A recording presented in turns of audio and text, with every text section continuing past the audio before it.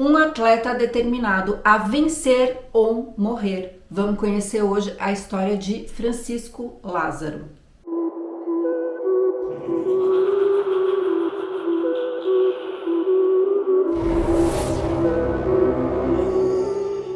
Oi, bem-vindos ao meu canal, eu sou a Flávia Ribeiro e você tá no Cafezinho Francês, um canal onde eu falo sobre histórias, casos, crimes reais que marcaram a França e também a Europa. E se você chegou por aqui agora, aproveita, já se inscreve no canal, ativa aí o sininho das notificações para não perder mais nenhum vídeo. Deixa para mim também o seu like, que é muito importante para impulsionar esse vídeo para mais pessoas e fazer o canal crescer. E você que é meu parceiro de sempre, deixa para mim o seu joinha. Bom, gente, como estamos no clima de Olimpíadas aqui na cidade de Paris, hoje eu resolvi trazer para vocês uma história que aconteceu durante uma Olimpíada ali no início do século XX. A história de um atleta que estava determinado a vencer e que queria levar uma primeira medalha olímpica para o seu país, porém, devido a várias circunstâncias, tudo acabou de maneira muito dramática. Um caso que comoveu o mundo inteiro. Bom, mas para entender essa história toda, eu preciso te contar desde o princípio. Tudo começa no verão de 1912 em Estocolmo, capital da Suécia, que naquele ano recebia os Jogos Olímpicos de Verão. A cidade acolheu 28 nações, 2.407 atletas, dentre eles apenas 48 mulheres. Os Jogos Olímpicos ali na Suécia foram um modelo de eficiência e modernidade que teve muitos marcos históricos. Foi a primeira vez que a competição contou com a participação de atletas dos 5 continentes. A infraestrutura era inédita e os suecos utilizaram um moderno sistema de som com alto-falantes espalhados pelo complexo olímpico e pela cidade para informar sobre os resultados de cada esporte disputado. Um sistema de fotografias e cronometragem semi-eletrônica foi utilizado para a marcação dos tempos na natação e no atletismo. E foi a última edição em que as medalhas douradas eram feitas realmente de ouro maciço. No dia 5 de maio de 1912, os jogos são oficialmente abertos pelo rei Gustavo V num estádio olímpico que foi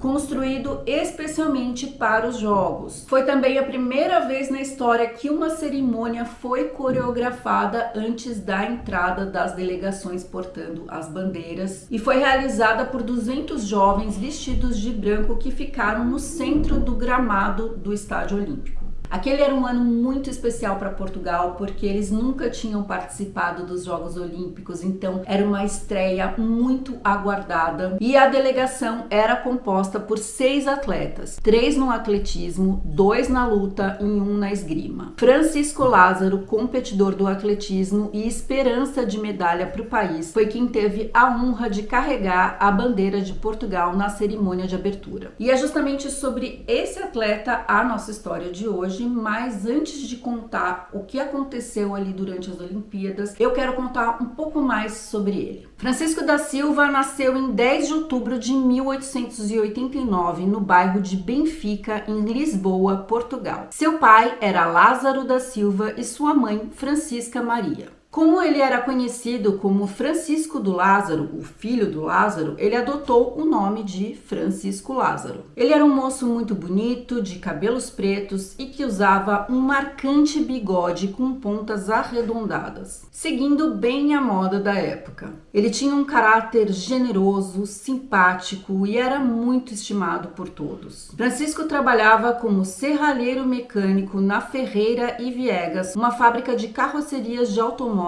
situada na Travessa dos Fiéis de Deus, no Bairro Alto, em Lisboa. A vida do Francisco foi uma vida difícil. Ele era um homem muito simples, que vinha de uma origem muito simples, e ele não tinha dinheiro para pegar o bonde elétrico para ir do bairro onde ele morava até o Bairro Alto, onde ficava o local de trabalho. Então ele começou a fazer esse percurso a pé, mas em vez de caminhar, ele ia correndo, e essas corridas se tornaram um hobby para ele. Então ele passou a fazer isso diariamente após o trabalho e virou mesmo uma espécie espécie de treino. E durante o percurso ele ia internamente competindo com os bondes elétricos para ver quem que era mais rápido, e ele realmente era muito mais veloz que os bondes elétricos. E ele sempre ganhava. Numa dessas vezes que ele estava correndo paralelamente ao bonde, em 1908, o diretor da revista Tiro e Esporte se surpreende com a qualidade da corrida daquele rapaz e resolve descer e ir até ele para conversar. E assim ele pergunta para o Francisco em qual clube ele corre. E ele responde que ele não corre em clube nenhum, que ele não faz parte de nenhuma associação. O diretor da revista fica muito surpreso porque acha que ele corre muito bem, então ele o convida para participar de uma maratona inédita, maratona portuguesa, que era uma corrida que estava sendo patrocinado pelo Conde de Penhalonga. Aliás, naquela época, esse esporte, a corrida, era algo realmente de pessoas muito ricas. Era uma atividade para quem realmente tinha dinheiro. E o Francisco não tinha dinheiro. Ele corria justamente porque ele era pobre, para economizar. Mas enfim, ele resolveu aceitar o convite e aquela seria sua primeira corrida. Apesar do nome Maratona Portuguesa, o percurso era relativamente curto, tendo apenas 24 quilômetros. Isso porque os organizadores temiam que os atletas não chegassem ao final dos habituais 42 quilômetros de uma maratona. E o Lázaro não só chegou à final, como venceu com folga. Em 1909, o Francisco não participa de nenhuma corrida porque ele teve um problema de saúde grave que o impediu de correr. Mas no ano seguinte, em 1910, ele participa de uma verdadeira maratona que aconteceu em Lisboa, com partida e chegada na Praça Duque de Saldanha, e o circuito tinha 42,8 quilômetros e era bem próximo da distância do percurso olímpico. E o Francisco venceu com um tempo de 2 horas, 57 minutos e 35 segundos, ficando em primeiro lugar. E o segundo classificado ficou a cerca de 15 minutos de diferença. Mais uma vez, ele ganhou com folga. Em 1911, ele participa da mesma prova e vence de novo com o tempo de 3 horas, 9 minutos e 57 segundos. Então ele ganha uma certa popularidade, passa a ser um pouco mais conhecido, e ali naquele mesmo ano, 1911, ele é convidado por Cosme Damião, um dos fundadores do Sport Lisboa e Benfica, para fazer parte do clube, e portando a camisa desse clube que ele vence o primeiro cross country realizado em Portugal com 4.200 metros de percurso. Nesse mesmo ano, ainda representando o Sport Lisboa e Benfica, ele venceu a prova dos 30 quilômetros do Esporte Clube Progresso.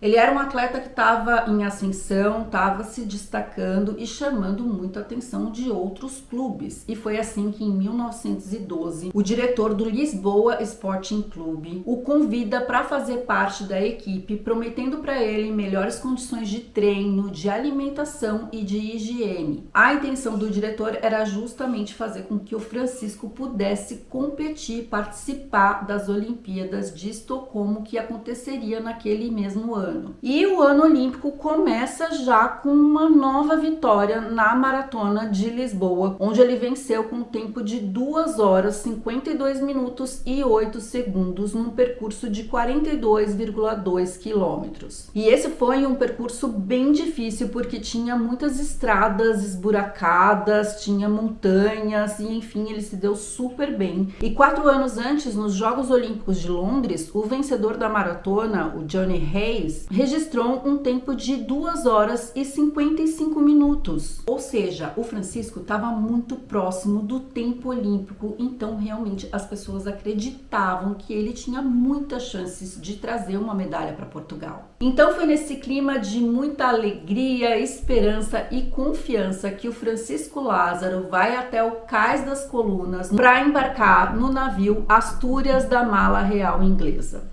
No cais, ele se despede da sua companheira Sofia, que estava grávida de 5 meses, e apesar de algumas reportagens que eu li dizerem que eles eram casados, eles ainda não eram casados. E ficou meio que uma promessa que depois que ele voltasse dos Jogos Olímpicos, eles iam então oficializar a união. E ele teria dito para ela uma frase que a marcou para o resto da vida: ou eu ganho ou eu morro. Na verdade, essa frase virou até uma lenda, porque ninguém sabe se é realmente verdade, se ele disse isso para ela ou não. Mas depois de tudo que eu li sobre o Francisco Lázaro e como ele era determinado, eu não duvido que ele realmente tenha falado isso para ela. Mas agora vamos voltar e nos concentrar na competição que estava acontecendo ali na Suécia. No domingo, dia 14 de julho de 1912, o Francisco acorda animado e confiante. Ele toma seu café da manhã às 10 horas e depois ele é levado de carro até o Estádio Olímpico, que era de lá que partiria a maratona. Aquele era um dia que estava fazendo muito calor e logo pela manhã a temperatura já estava batendo 32 graus, então tava assim um calor sufocante. E a largada da maratona, na verdade, deu uma atrasada justamente por conta desse calor, porque ficou uma discussão entre os juízes de prova e os médicos da competição se eles realmente deveriam autorizar a largada naquelas condições. Os médicos achavam que estava fazendo muito calor e que isso podia prejudicar os atletas, então eles queriam adiar a competição para que ela começasse um pouco mais tarde, ali no fim da tarde. Porém, os juízes de prova achavam que eles deviam manter a programação normal. E a discussão em torno disso foi atrasando o início da maratona. Enquanto tudo isso estava acontecendo, os atletas estavam ali no estádio esperando para o início da maratona. Nesse meio tempo, os atletas Armando Cortesão e Fernando Correia, que eram colegas de equipe ali do Francisco Lázaro, perceberam que ele não estava entre os atletas e que a maratona estava prestes a começar. Então eles começaram a procurá-lo ali entre as pessoas. Então eles foram até o vestiário e encontraram o Francisco lá dentro e ele estava passando uma espécie de sebo, de óleo no corpo. Os amigos falaram que não era uma boa ideia passar aquela pomada no corpo porque estava fazendo um dia muito quente e que aquilo podia não fazer bem para ele. Eles inclusive sugeriram que o Francisco fosse até o chuveiro para tirar tudo aquilo do corpo, porém não dava mais tempo, a maratona estava prestes a começar. Então o Francisco sai do vestiário e vai ali até o ponto de largada, todo besuntado com aquele sebo, aquele óleo no corpo. O produto que ele estava usando na pele era uma substância conhecida como emborcação e era uma mistura utópica feita de gordura, óleos e ervas. Aquela era uma substância muito utilizada pelos atletas de alta performance na época, porque eles acreditavam que aquela substância podia proteger a pele de frio ou calor excessivo, que ajudava a proteger os músculos, evitar lesões, evitar câimbras e que o produto minimizava o atrito da pele com a roupa que o atleta estava vestindo, prevenindo então assaduras. Essa pomada podia ser feita de forma caseira, existiam várias receitas, porém também era possível comprar diretamente na farmácia. Além dessa pomada, esse óleo, existia também uma versão em comprimidos que era um pouco menos conhecida, mas que também podia ser utilizada.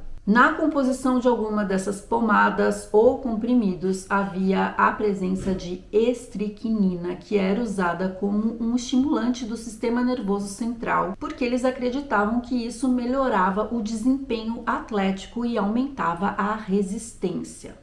Acontece, gente, que estricnina é um veneno muito poderoso e mesmo em pequenas doses pode causar danos graves ao organismo. Enfim, esse era um produto que era muito utilizado pelos atletas no início do século XX, então o Francisco Lázaro não estava fazendo nada de absurdo, ele simplesmente estava seguindo uma recomendação da época e ele estava ali pensando em se proteger do calor excessivo, em proteger os seus músculos, ele estava fazendo tudo certinho. Finalmente, depois de muita discussão entre os juízes de prova e os médicos, é dada a largada às 13h48 da tarde, ou seja, o calor estava a pino e a temperatura já estava batendo quase 41 graus. Muitos atletas estavam protegendo a cabeça com um chapéu ou com um tecido, mas o Francisco era um dos poucos que não estava levando nenhuma proteção ali na cabeça. E ele começa muito bem, largou na frente, ele era um dos cabeças ali do pelotão e os companheiros de equipe, os outros portugueses que estavam ali com ele competindo, se posicionaram estrategicamente em alguns pontos da corrida, justamente para vê-lo passar e o incentivar a ficar gritando ali para ele continuar. No quilômetro 15, o Francisco era o 27º lugar, 4 minutos atrás do líder da prova. No quilômetro 25, ele já estava no 18º lugar. E nesse momento, a gente vê que ele tem algo na cabeça que parece um tecido, realmente ele colocou alguma coisa para se proteger melhor do sol. Então ele estava indo super bem, estava num ritmo bom, avançando, e a gente pode ver que alguns pontos dali da maratona, a organização colocou algumas mesas com água para que os atletas pudessem ir parando para se hidratar, para beber água, e o Francisco também fez isso. No quilômetro 35, um dos amigos ali de equipe do Francisco percebe que o pessoal tá passando e não vê o Francisco chegar. Ele começa a ficar muito inquieto, muito preocupado e se perguntando se o Francisco tinha desistido da prova. E lá no estádio estavam esperando pelo Francisco o Armando e o Fernando, os dois amigos que foram buscá-lo dentro do vestiário. E vendo que o Francisco não chegava nunca, eles também começaram a ficar muito preocupados e foram falar ali com o pessoal da organização da competição. Então eles pegam um carro ali da organização e começam a fazer o percurso no sentido contrário para ver se por acaso o Francisco tinha parado no meio do caminho. Só que eles não o encontram em nenhum lugar. Então todos os colegas de delegação voltam para o estádio e ficam esperando ali por alguma notícia. É quando o embaixador de Portugal na Suécia, o Antônio de Castro Feijó, vai até eles e dá a triste notícia de que o Francisco Lázaro desistiu da prova. O que aconteceu foi que no quilômetro 29 o Francisco começou a cambalear e ficar um pouco perdido, um pouco sem noção, e ele chega a cair no chão e se levantar algumas vezes até que ele cai e não se levanta mais. O médico que se encontrava ali no local aplicou gelo sobre a cabeça dele e o enviou até um posto médico. Mas o estado do atleta começou a se agravar, então ele foi enviado para o Hospital Royal Serafim, onde ele chegou às 17h30.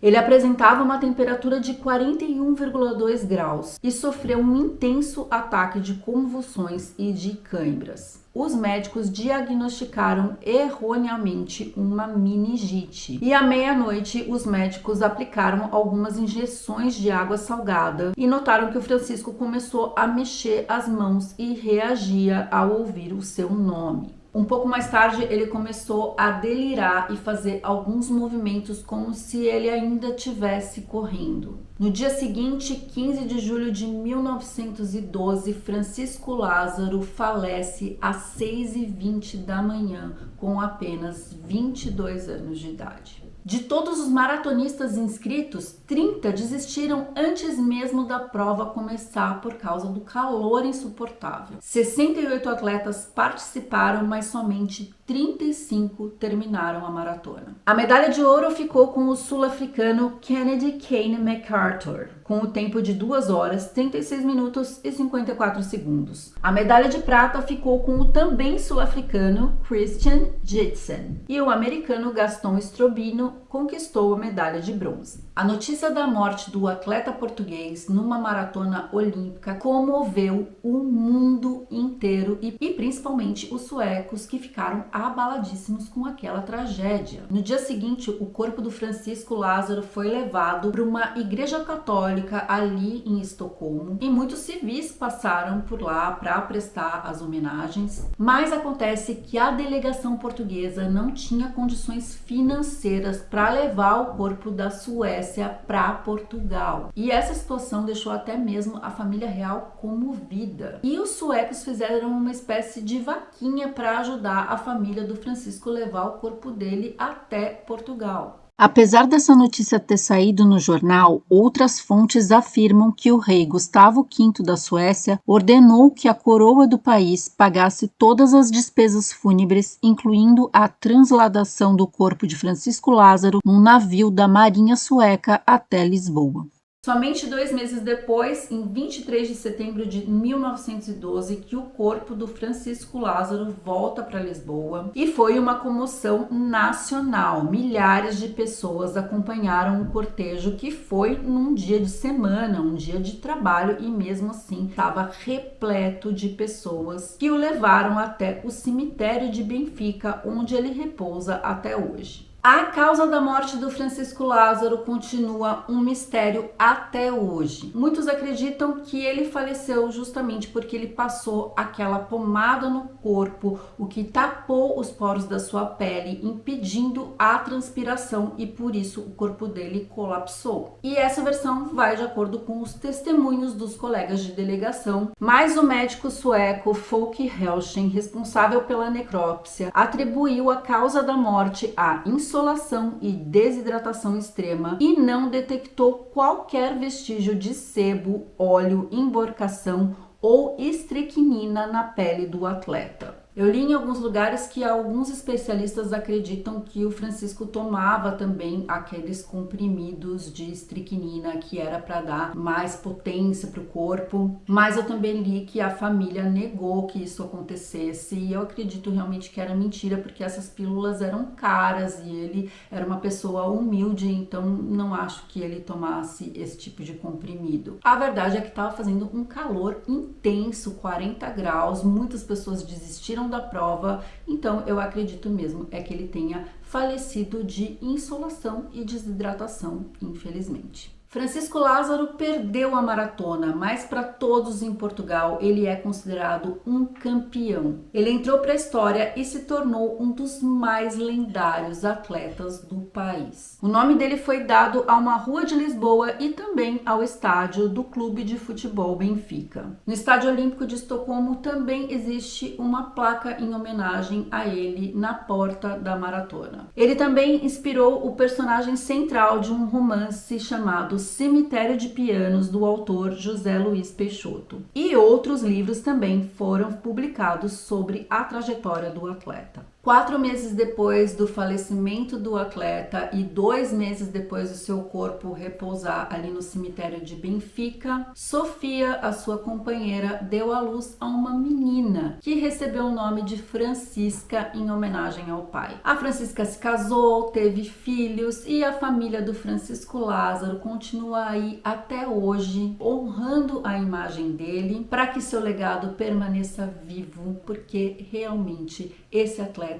é um verdadeiro campeão. E quem sabe um dia a gente vê um filme sobre a história dele, né? Seria muito interessante se isso acontecesse um dia. Fica aqui então a minha singela homenagem a esse compatriota, afinal de contas eu também sou brasileira e portuguesa, e para mim foi muito incrível descobrir a trajetória dessa pessoa que eu não conhecia, mas que agora eu admiro. Mas agora eu queria saber de você, o que você achou dessa história toda? Você já conhecia a história do Francisco Lázaro? E você acha que ele realmente passou essa substância na pele e que a causa da morte dele foi por causa disso? Me deixa a sua opinião aí nos comentários, porque eu quero saber. E se você gostou desse vídeo, apesar de ser uma história bastante triste, deixa pra mim o seu like, compartilha esse vídeo com seus amigos, se inscreve no canal se você ainda não for inscrito, porque sempre tem vídeo novo por aqui. Aproveita também, me segue lá no Instagram, @cafezinhofrancês, que por lá eu sempre notifico dos vídeos que saem por aqui. Tô publicando também muitas fotos sobre esse período de Paris Olímpica e é um jeito da gente ficar pertinho por lá também. Muito obrigada por ter assistido esse vídeo até aqui. Bisous e au revoir.